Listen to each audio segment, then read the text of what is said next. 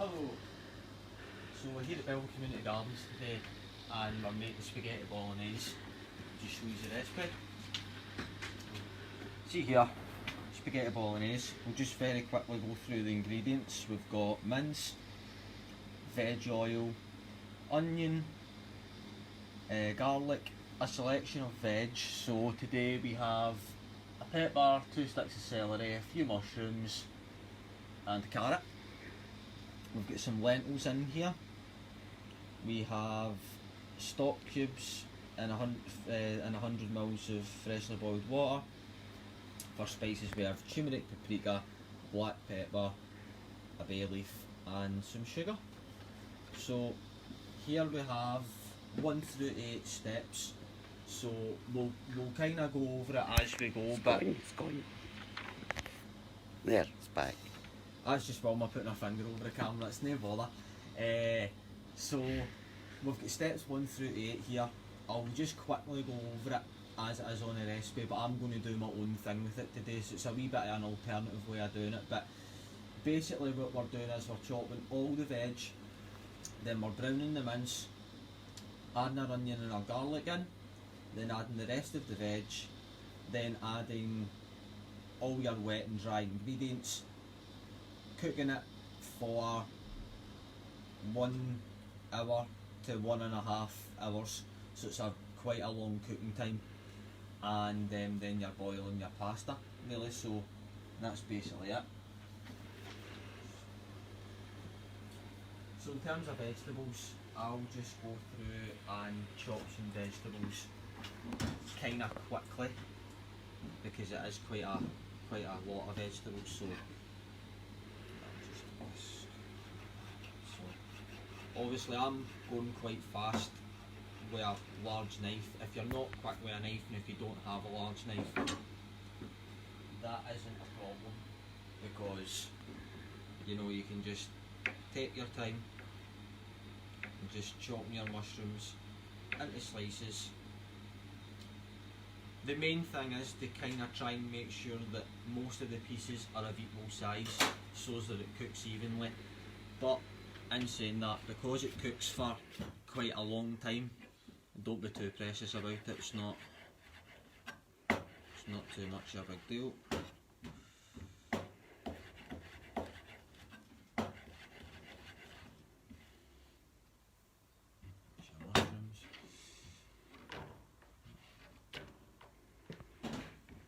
Celery here, just top and tail it.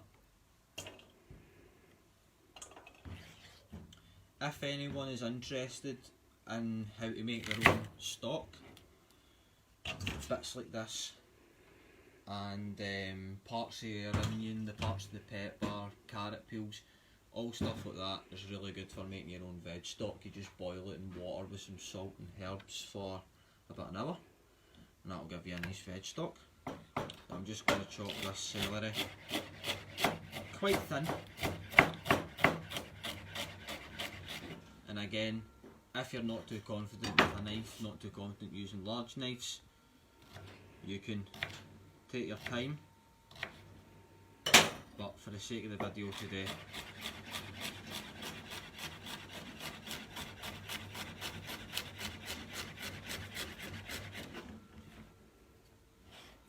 and just on a note of trying to keep everything a similar size when celery tends to go out that way, I just usually do that.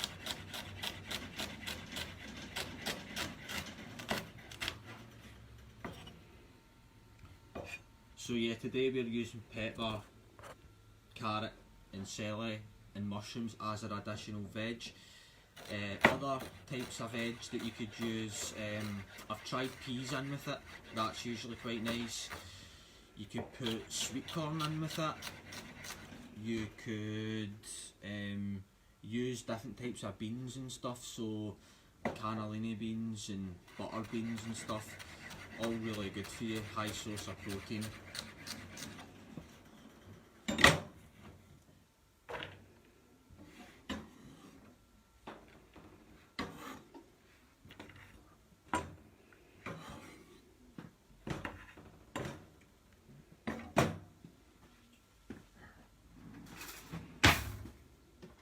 carrot.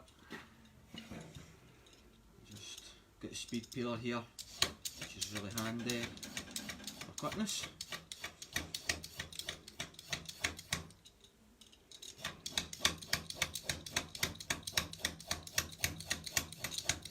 Another good thing about putting all your veg in your bolognese, aside from the fact that it bulks it out and it tastes better, is that because it's cooked in quite a rich red sauce with loads of garlic and stuff, your veg does not need to be good quality. You can probably see for this carrot and the way that it's bending, it's not great quality. It's maybe about 4 days old, so this is another really good way of getting rid of old veg that's just kind of lying around in the fridge. One thing I would say is that I would chop the carrot quite small, even if you need to take your time doing it, just because the carrot is what will take longest to cook. Everything else goes soft in about half an hour, but your carrot, depends how you like your carrot. I like my carrot quite soft, but in order for the carrot, for me, for my taste, to cook down to that really soft texture in an hour, you're probably talking about that kind of size. And again, just to show you, if you're not confident with large knives,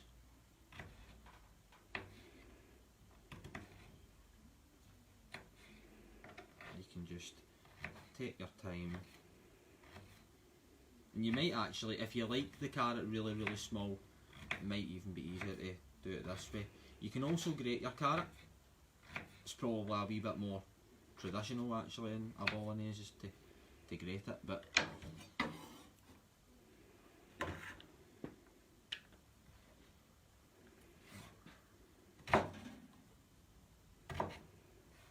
so strange using a wee knife because I'm not used to it. Railing.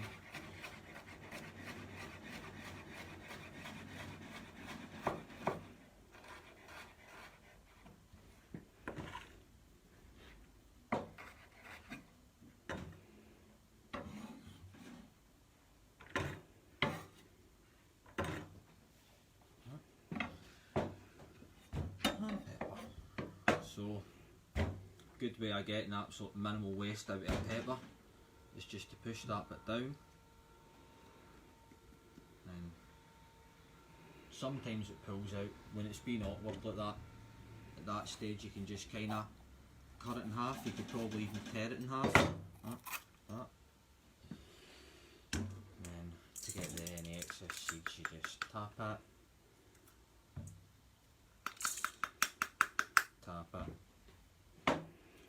then into manageable sized pieces. I'm going to do this into cubes. So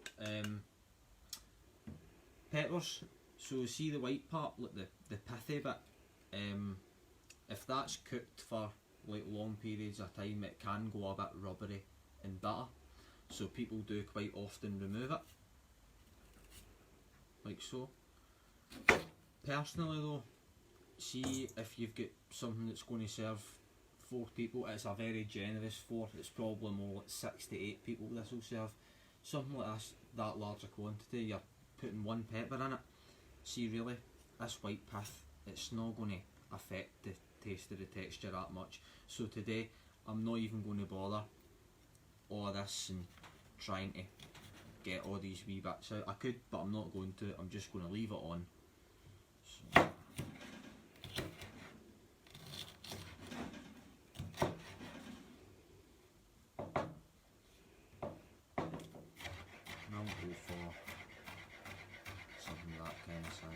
So again, a lot of this is down to, it could be a good wee thing to do is just think about the veg and think about how you like the veg, and then you can start thinking about your cooking times. So if you like your peppers kind of crunchy, maybe leave them that size, you know, because the bigger you leave it, the less it will cook in that space of time.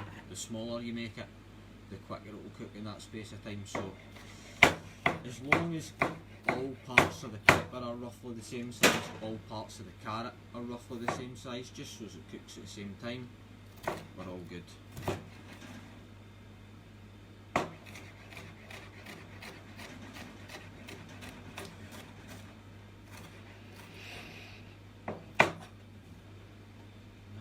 Do we have anybody watching? 11. 11 people, good stuff. So guys, maybe if you're able to put in the comments what kind of veg would you put in your bolognese, or what kind of veg maybe are you wondering if it would go in a bolognese. Obviously we know about the carrots, the peppers, the celery, the onion, but is there anything else you guys think would go good in a bolognese? Maybe what kind of herbs would you like to put in it, what kind of spices would you put in it?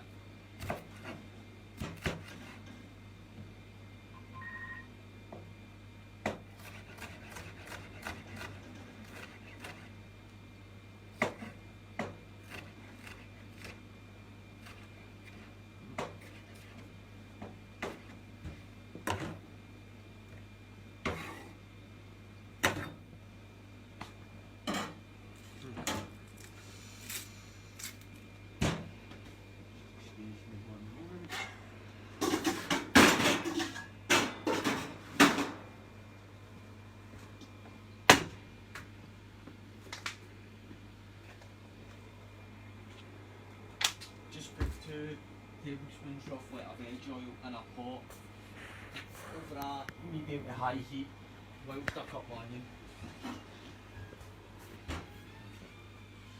So onion, I will show you how to chop the onion properly, just in case anybody doesn't know. This is definitely so much easier with a big knife.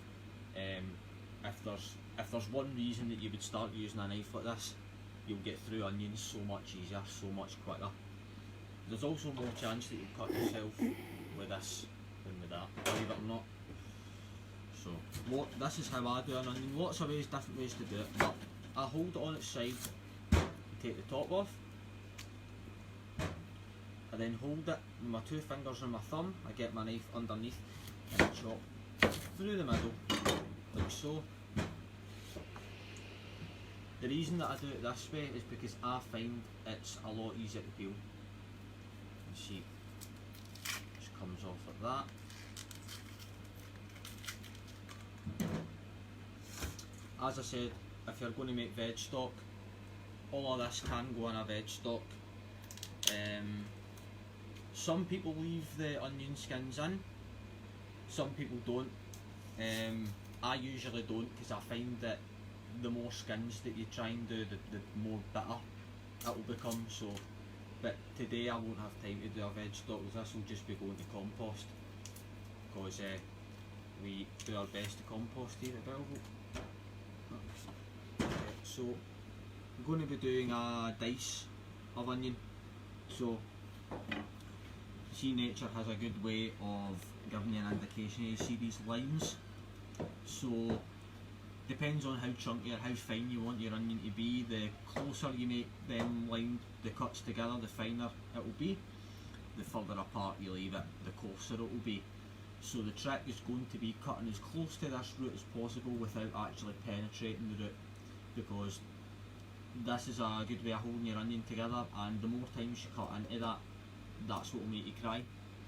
You can get away with cutting into it once. I mean, your eyes aren't going, Wilma, no? No. The more times I cut into that, your eyes will start going. So 1 finger in front, 2 behind, thumb and pinky at the back for support, and you can see the knife's kind of resting on either my nail or my knuckle, and as you're getting in, you're just moving a wee bit further in each time, but not entirely right through into the root. And then at that point I'll maybe you can also do it like that, you can hold your onion like that, as opposed to probably a wee bit safer doing it like this. And at this point you want to move this again, get my finger here, 2 behind, 2 behind, and I usually rock my knife away from myself because it's the safest way of cutting things. If you're not too confident with that motion, you can completely lift your knife off the board. When you're rocking it, sometimes it gets too high. You flip it, kind of reduces the height a wee bit. I remember the first time a chef showed me that, I was like, oh my god, changed everything. Got, and then very little waste from your onion there. So, and I'd say that's probably a medium dice onion. So, I'll just go through what I've done again a bit faster.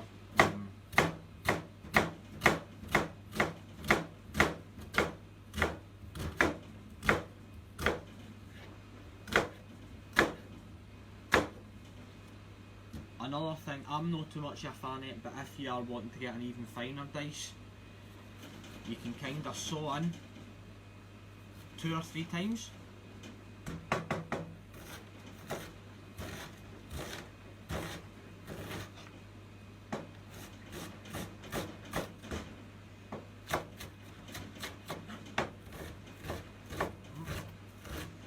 I usually find it's harder to keep the onion together though, but you should be able to see it is slightly finer than that, just slightly.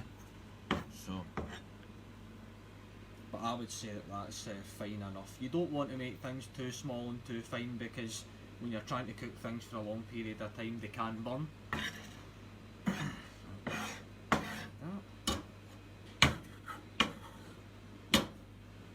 Okay. So finally, we're just going to do our garlic. Now, I've got 4 cloves here. The recipe calls for 4 cloves, and in the recipe it tells you just to put them in with your onion. One thing that I like to do, one of the girls, Liz, that works here sometimes doing cooking classes, told me this: the longer you cook garlic, it will sweeten things up, but lack like a flavour enhancer, and you won't really taste garlic. The less long you cook it, it will actually taste like garlic, but really strong garlic. So what I like to do with my Bolognese nowadays is I put 2 in at the start, and I put the other 2 in at the end, maybe 10 minutes before it's served, because I think that's a good way of using the garlic for both things it's good for. So it'll act like a flavour enhancer, similar to how salt works in food. It will bring out the flavour and things, but the 2 cloves in at the end will give it a really garlicky Italian kind of thing. So show you how to. So I'm just crushing it slightly with my knife, which will detach the skin easier for me.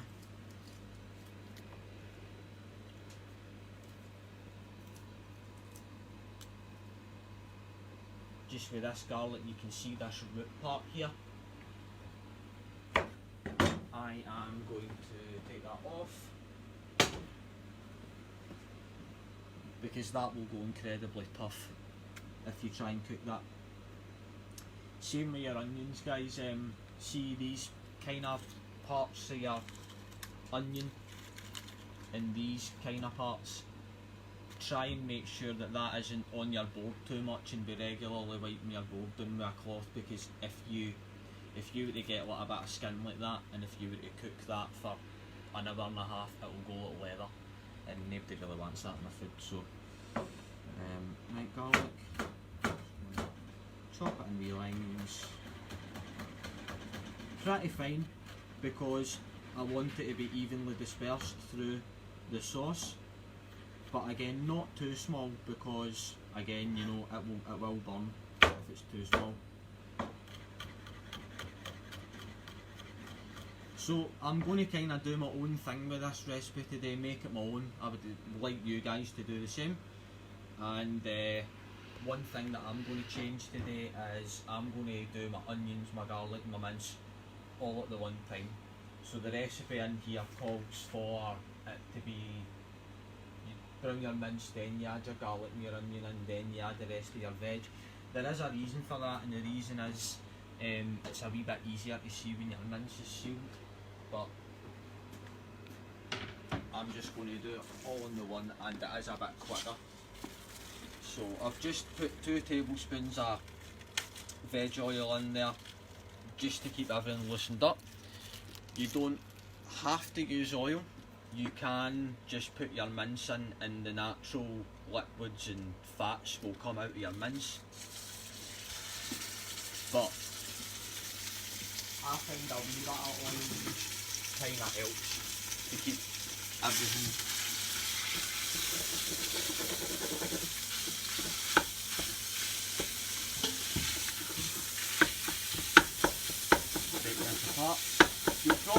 see that all of this is sticking, don't worry about that.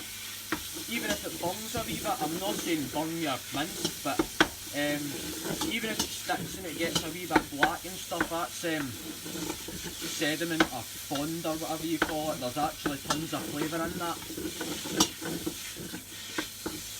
I'm sure some of you will have heard on cooking programmes the term deglazing.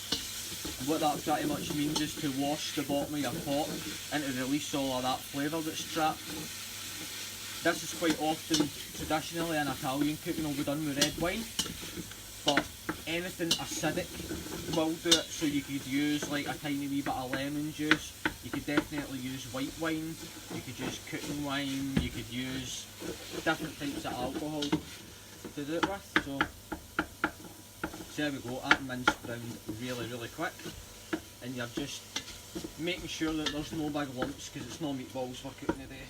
So just lumps of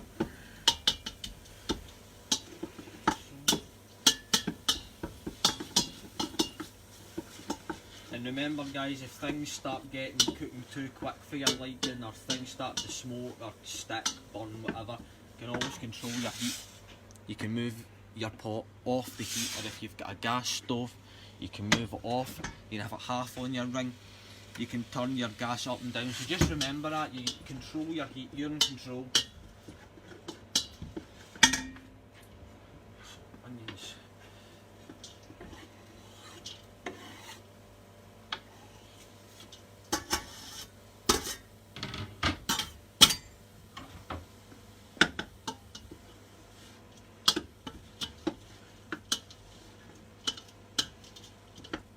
So we'll give us maybe 2-3 minutes just to let the kind of natural juices and that come out of the onions. Wait until they're just a wee bit translucent, and then I'll add in the rest of my veg. Now we'll go on to the next part. What time are we on, Wilma? 20 past 11. 20 past. Okay.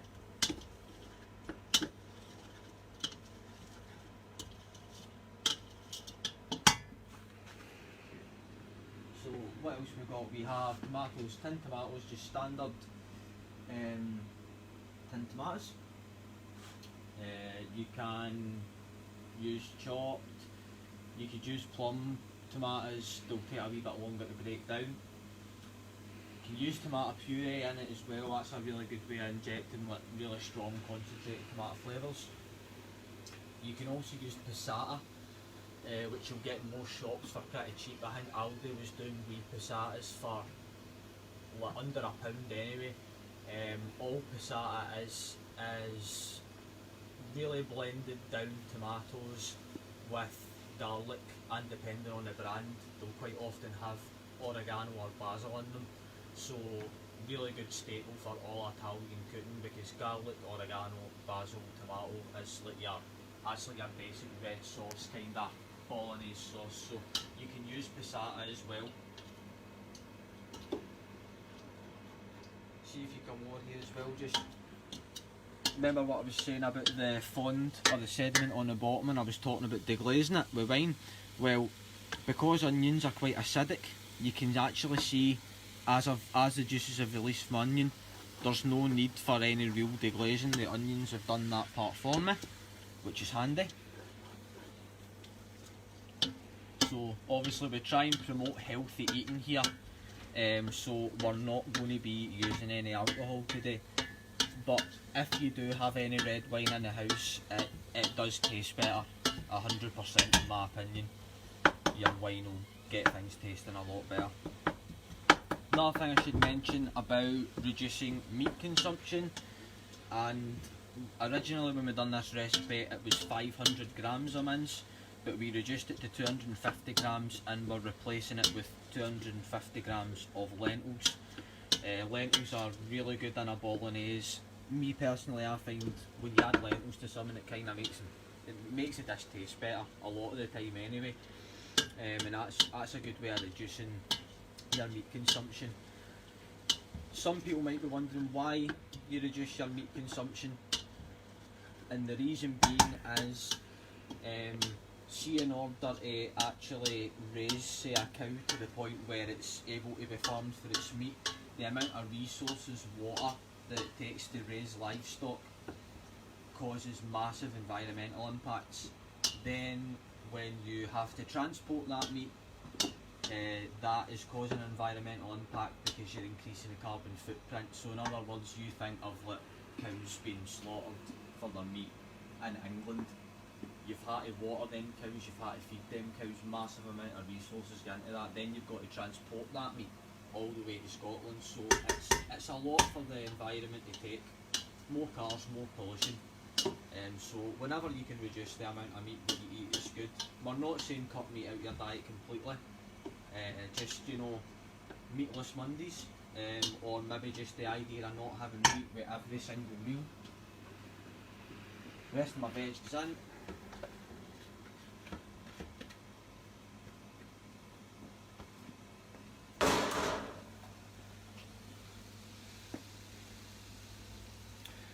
And at this stage I'm going to add my spices in. The recipe tells you to just add them in with all your wet ingredients, which is completely fine, especially when you're cooking something for a long period of time. But I quite often like to put my spices in now, because the heat allows them, the dry heat kind of allows them to waken up a wee bit and they taste better.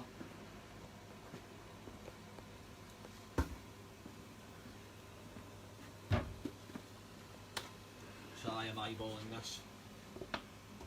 Paprika, turmeric, which has a whole host of health benefits. Really, really good for you.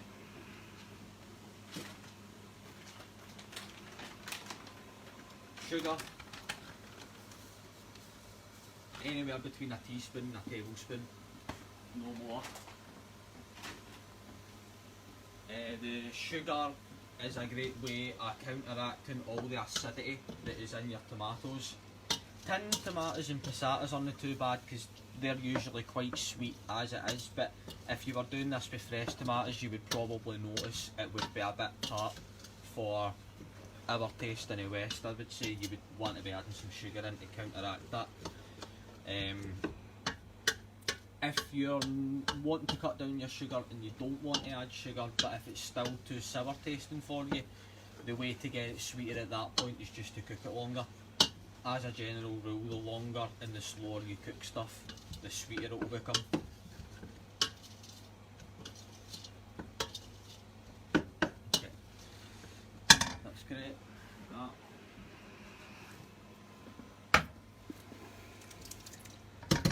And with our tomatoes.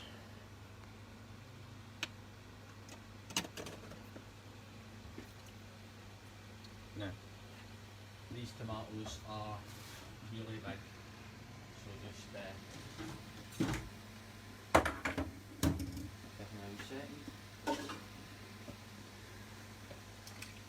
I wasn't expecting this actually, I thought they were chopped.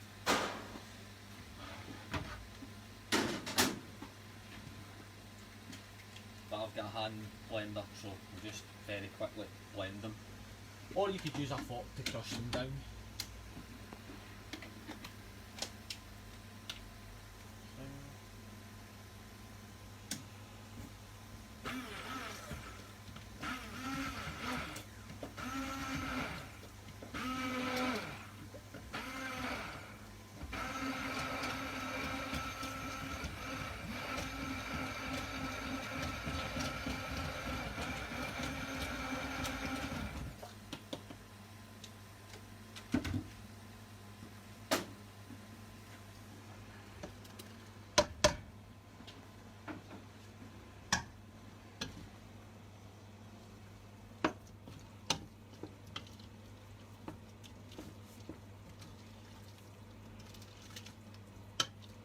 One thing I've found is, you know, when you use like jars of meal, which there's absolutely nothing wrong with,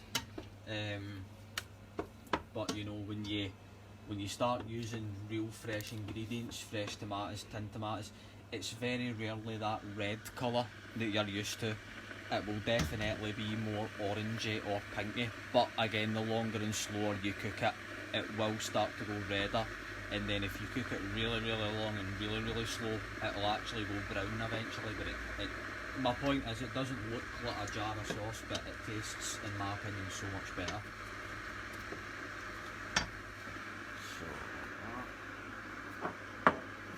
So stock.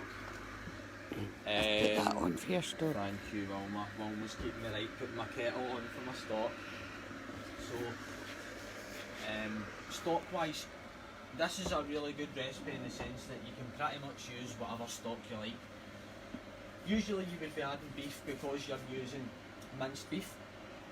You could totally get away with using veg stock, that's nice as well.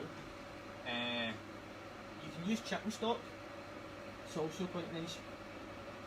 Traditionally with Italian cooking though, a lot of the time they'll use like half minced beef, half minced pork, and again the stock can be half beef, half pork. So I like to do that, I think it tastes really good. So if you're used to making bolognese from scratch and you probably just use beef stock, try using half beef, half ham stock, and it's good, it's really good.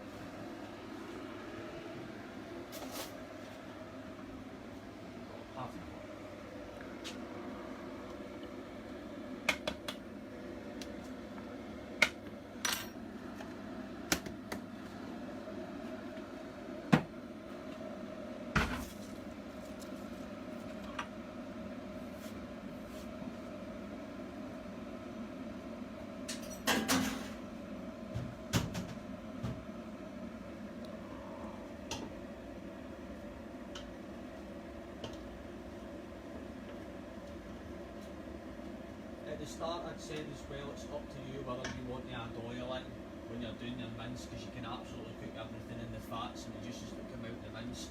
Another reason that I add oil is because I find at this stage it can start to stick quite bad, but I usually find if you fry your mince in a bit of oil, that additional fat helps to keep all of this nice and loose.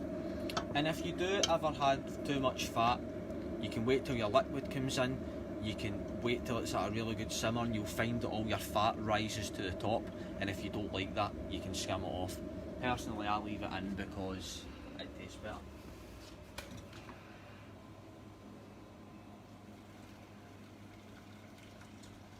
Well, would you want to read that recipe and tell me how much water it is I'm meant to be using? Can't remember. Not that I've got a jug of that.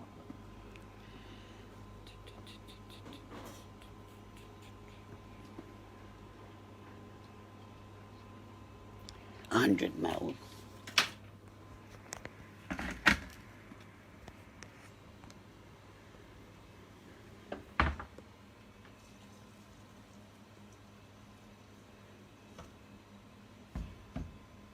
Again, I'm just kind of judging things. Always easier to add but harder to take away. So this is obviously quite watery at the moment, but over the course of time it'll cook down. The water will evaporate. So yeah, if you do ever add too much water, you know, time will allow that water to evaporate.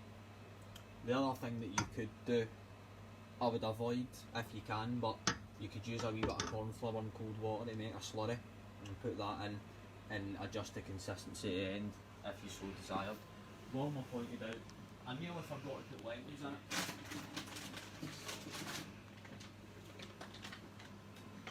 If you're going to be using lentils, I think the extra oil at the start and the extra water really helps, because if you're low on your oil in this at a stage, or if you're low, if there's not a lot of liquid, you'll find that your lentils will absorb all the liquids and fats and it'll stick a lot more. So I usually like to just make it a wee bit more watery than I would usually if I'm going to put lentils in.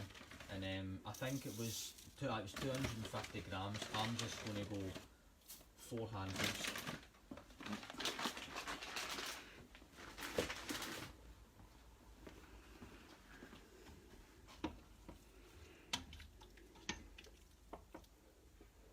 A lot of the bag people are watching. A lot of the people that get bags are watching.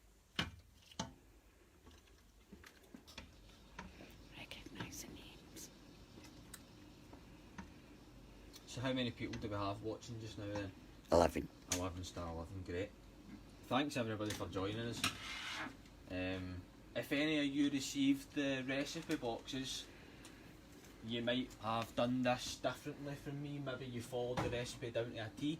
What I'm just trying to show you is that recipes are great, but they are only a guideline. After the first time or the first couple of times, as soon as you're comfortable, really, you want to be making it your own and adding things that you like, taking away things that you don't like, experimenting. So, you know, for example, I like spicy. I'm a big fan of spice, so I'm going to put some chilies in. And Wilma likes spicy as well, don't you? Yeah. But I like spaghetti. I know, but she doesn't like spaghetti.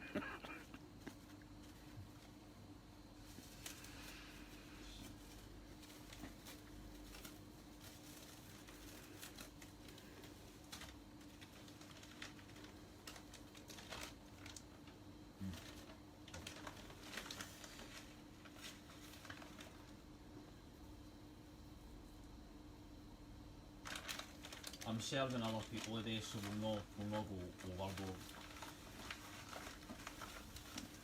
Because we still have a wee bit of black pepper to put in as well.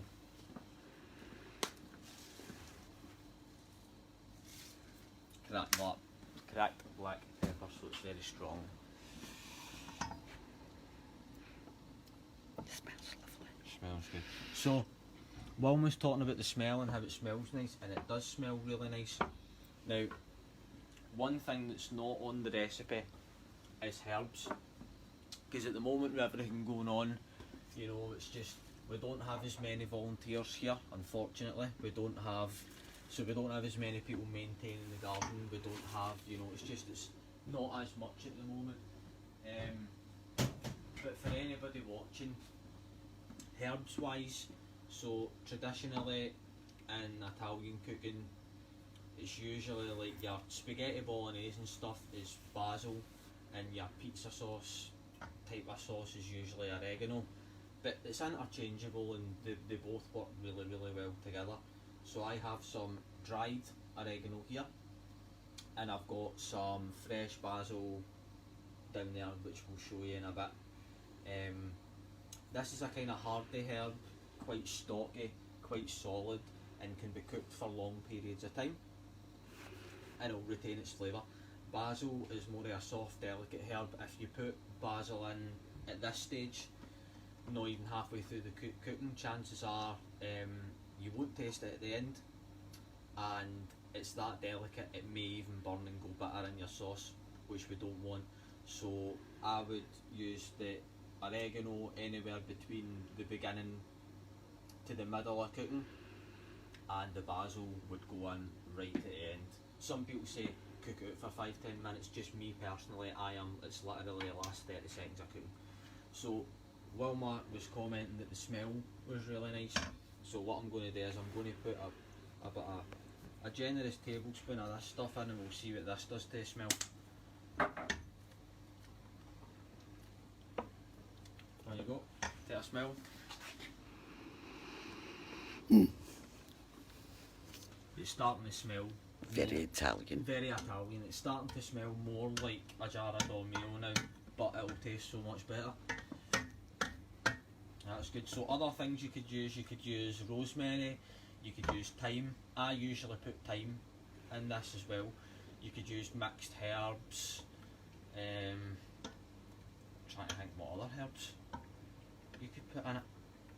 Do you think any other herbs? Sage. You could put sage in it. Not as common, but you could definitely put it in there.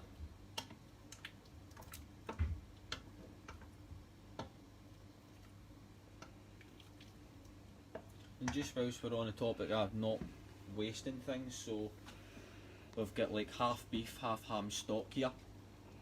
This could be used for a soup.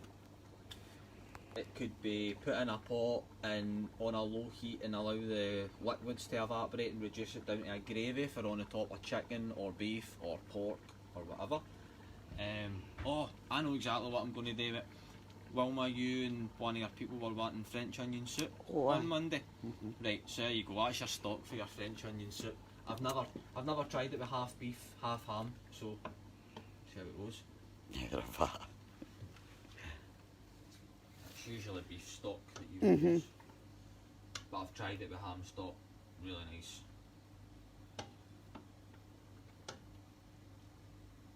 So yeah. So what I'll just do now, whilst that's cooking, I'll just go over some of the information on the back. So in terms of waste saving tips, this is a great recipe for making in batches and freezing in portions. It can be used to make bolognese or lasagna, or you can add kidney beans and chili powder to make a hearty chili. Some people like to add red wine to their bolognese. As we said, it enhances the taste and a little can be good for your brain health. What is it that it is? Is it half a glass? Half. You get your ice cube trays. I'm going to see if I can find one actually. Hold on.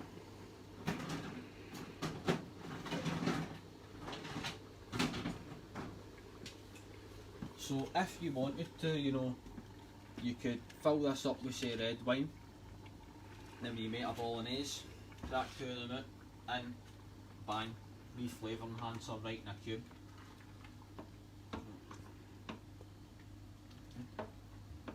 And yeah, this can be used in lasagna as well, really great. And what we're talking about, the chilli. So the idea of getting tomatoes and garlic, tomatoes and garlic really is your most basic of basic red sauces. When you start adding things like oregano and basil, you get like an Italian style red sauce there.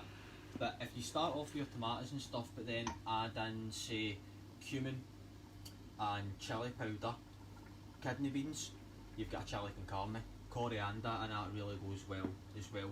If you take that basic red sauce, add things in like cumin, chili powder, garam masala, or any kind of curry powder that you like, ginger, coriander, stuff like that, you've then got more of an Indian sauce, like maybe a jalfrezi. If you take that as a starting point, then you add some yogurt or coconut milk in, then you've got like a chicken tikka masala kind of sauce. So I would suggest to everybody, anybody that's got internet access, if you type into Google basic red sauce, then you'll be able to start seeing where all your different sauces are kind of based off of that one sauce. This is a really good starting point for in terms of learning, because it's so versatile. Adjust it whatever way you like. So just going over the part about animals. So animal agriculture is a major contributor to global greenhouse gas emission. The raising of livestock results in the release of methane from the digestive systems of ruminant animals, nitrous oxide from the use of fertilisers in feed production, and carbon dioxide from transportation and industry energy consumption. It is better for our personal health and the health of the planet if we can reduce our consumption levels, but there are many ways to do this without cutting out meat altogether. So as we spoke about, just reducing the amount of meat, the concept of not having to eat meat with every meal is a good starting point. Health information. Spaghetti information is the spaghetti bolognese is an old favourite comfort food. However, red meats contain higher levels of saturated fats and other proteins. We should try to keep the amount of red meat in our diets to a minimum. There are a couple of things that we can do to make this recipe healthier, such as reducing the meat and increasing the veg, or using a substitute like turkey mince, corn mince, red lentils, green lentils.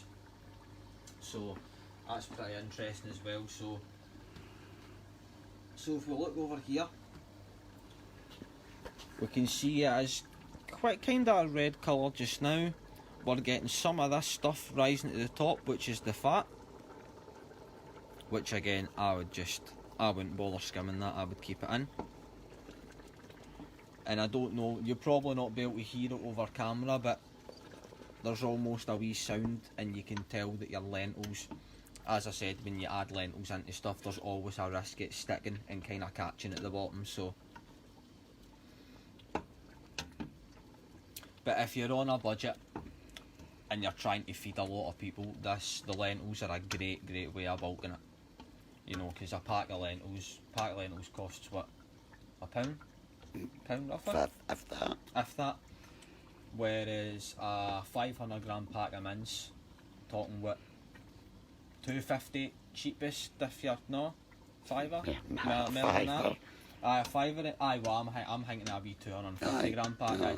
So a 500 gram pack of And lentils. £5 and over. £5 and over.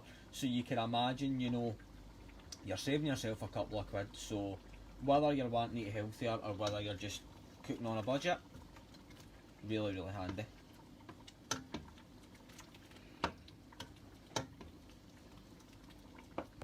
And you can see we've only been stirring this and cooking this for about 15 minutes, and you can see just between the liquid evaporating and the lentils absorbing the water, you can see that it's so much less watery. It can be good to have a wee bit of water or excess stock just to hand, just to make sure that's nice and cooked.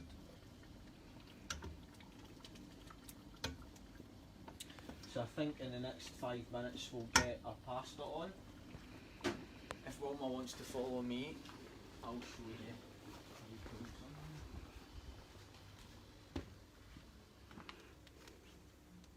something.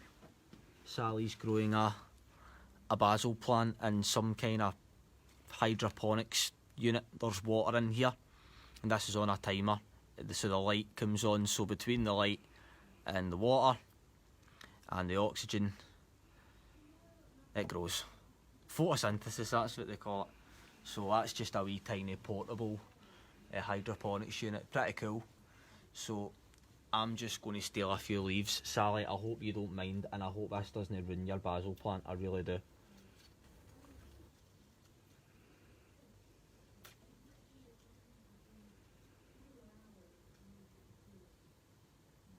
I'll just take that, I'll not go mental.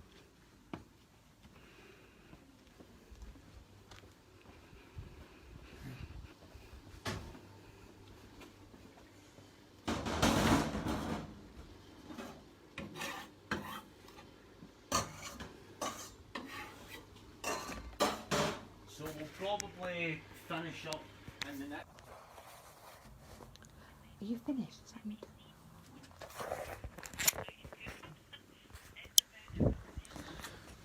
Sorry guys, we had some technical difficulties there, but we're back up and running. It's quite hot. We're back. No, it's me. Get it round.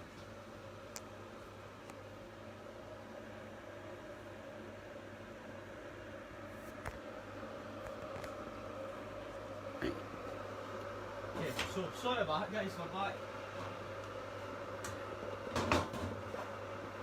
So as I said, I just putting this garlic in the last probably 5 minutes of cooking. So if you like that really strong garlicky taste, you can put your garlic in at the end. If you don't like that strong garlicky taste so much, put it in at the start. Or you can do what I do, half it at the start, half it at the end.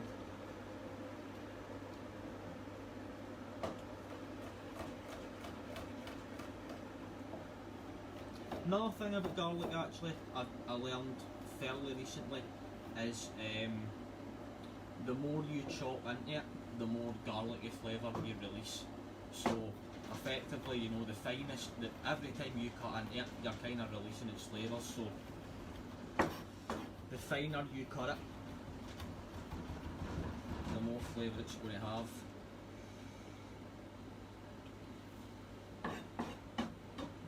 I'll leave it at that.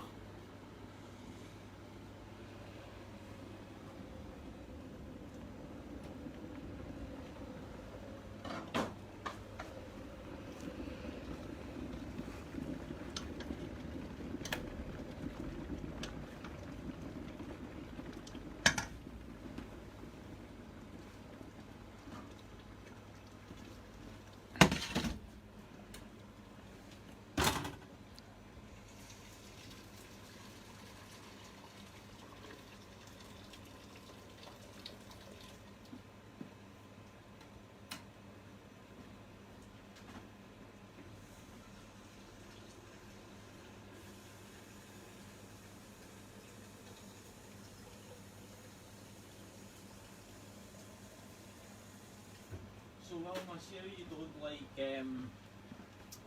spaghetti bolognese that much, do you like chili con carne? Not really. No, not a mince. Nor lasagna. But you do, you don't like it? No, no, just no, really, no into it? No. Yeah, this is looking like where we want it to be. It's nice and it's going. There's almost like a glossy kind of texture, which I think is nice. And I like the smell, don't like the taste. for the sake of this video, I've been cooking this on a fairly like aggressive and high heat and just stirring it to kind of get it cooked. It definitely tastes better, and there's so much less chance of it sticking and burning if you just cook it really slow for a long time. Some people say the longer you leave it on, the better. I don't know about that, do you know what I mean? But if I was, it also depends on how much you're cooking. I mean, see if I was cooking twice this amount, ideally I would want to be leaving that on for 3 to 4 hours on like number 2. Do you know what I mean? Just a really slow cook. Just getting my basil. Your stolen basil. My stolen basil.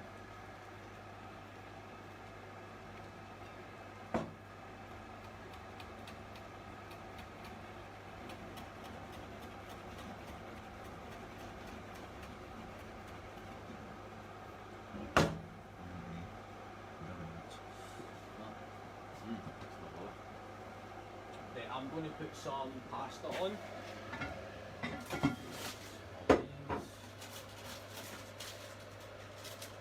So the storage of pasta, once it's been cooked, I'm sure everybody's made too much pasta before.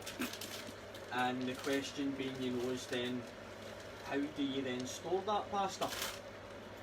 So the best way to do it is as soon as it's cooked and it's plated up and you know what you're going to be eating, you know what's left over, you get that leftover pasta, you get it right into cold water to cease the cooking, to stop it, because it continues to cook once it's been drained.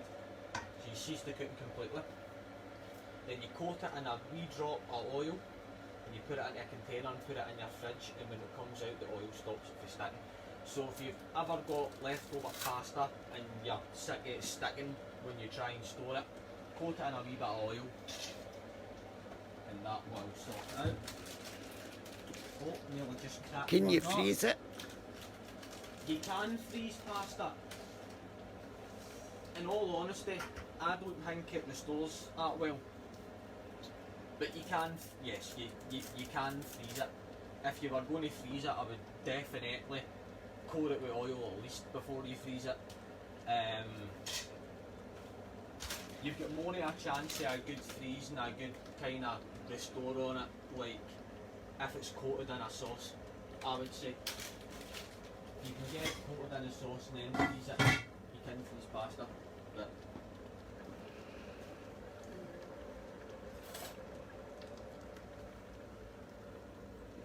another thing I should mention, if you take the meat out of this, make it more watery and maybe add some nice like cannellini beans and butter beans, you've got yourself a minestrone soup. You put some pasta in there as well. It's a good way of using extra pasta. See, I like minestrone soup. You like minestrone soup? Well, you're getting French onion on Monday. Good. Right, so now we're just waiting on this pasta cooking. What was it Kat say? She wants cheese crisps with it. What was that? She wants cheese crisps with it.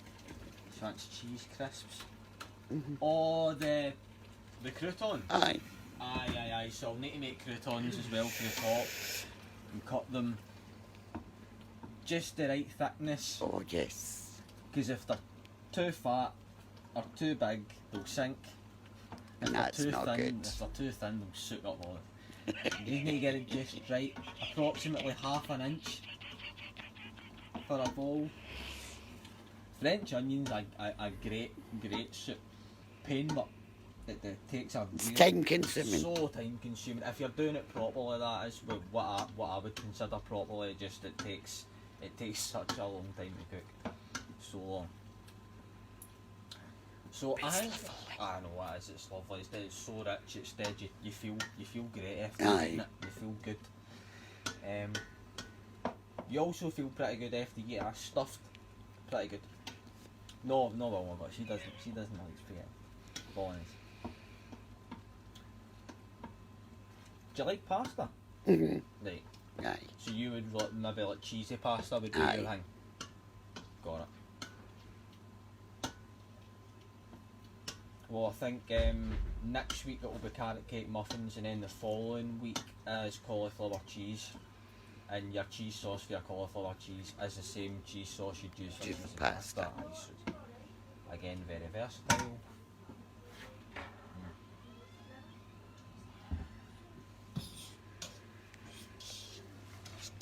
There's a pasta. You can see that it's not totally solid anymore. So, cooking pasta, another quite an interesting one. I'm sure everybody's heard about cooking pasta al dente, making sure it's got a bite and all that.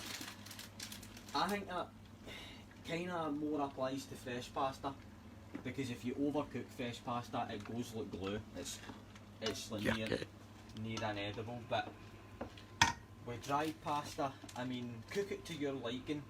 I like it with a bit of a bite, but that whole al dente thing, I mean, there's some truth to it, but the best way I would say is you look on the pack. So I've got cooking instructions. Add pasta to a large pan of slightly salted boiling water. Return to the boil, cook for 9 to 11 minutes, according to taste. A shorter cooking time will create a firmer, authentic Italian texture. Al dente, meaning firm to the bite. So what I would say your best bet is, if your packet says 9 to 11 minutes, so we'll call that 10 minutes, right? So what I would do is, if you were going to time it, I would cook it for the 9 minutes, because see, as you're taking it off, it's continuing to cook.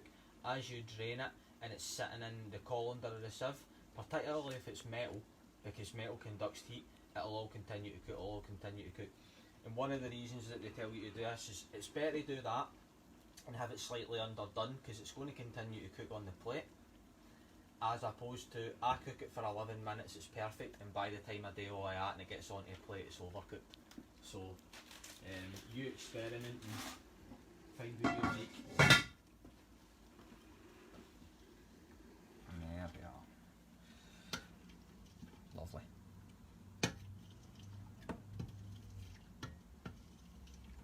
So I'm going to give this a wee taste, just to see what I think.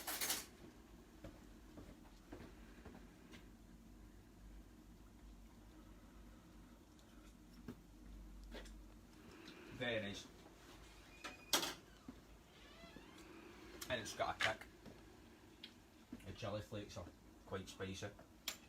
I'd go as far as to say, if you weren't a fan of spice, it'd maybe be just a wee bit too hot, but I like it the way it is. I'll show you what I was going to add in, but I won't now because it's hot. But this is just something that I made up. So it's a preservative I've made. It's got a ton of ingredients and I don't have a list on me, but what the main parts of it is cherry tomatoes, tomato puree, basil, oregano, tons and tons of garlic, quite a lot of red chilli, sugar, paprika. So what this basically is like concentrated Bolognese sauce in a jar. So I've made this, so we could have got a similar result, in other words, if I'd have used my 2 tins of tomatoes and maybe a third of a jar of this. I've not tried it out yet, so I don't know, but my idea is, you know, all your garlic, your oregano, your thyme, your basil, your concentrated tomato for your tomato puree, your sweetness for your sugar, it's all in the jar, so there's no need to chop as much stuff. So we'll find out what it's like when I test it.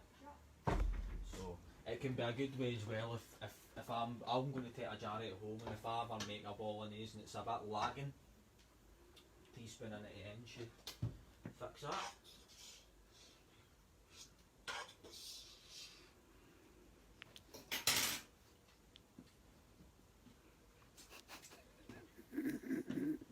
So pasta is about 2 or 3 minutes away. Do we still have 11 people? 6. Let's get 6 people.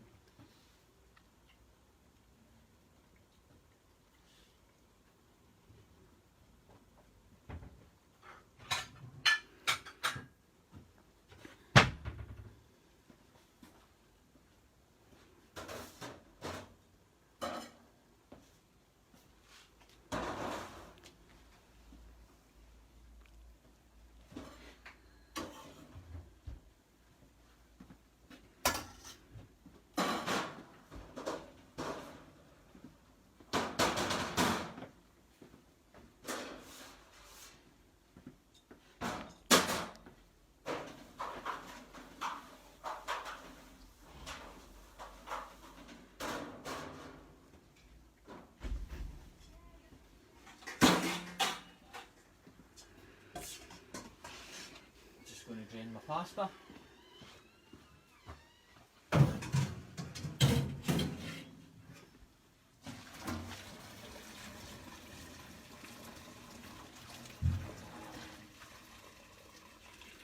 Some people oil their water as well when they're cooking pasta to stop it from sticking as much.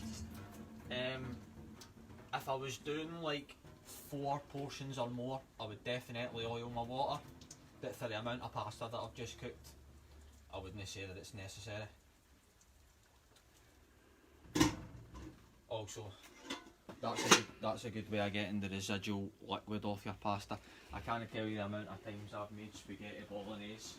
I've lifted the plate and I've stumbled and the whole contents of my food has went because the pasta's wet. So,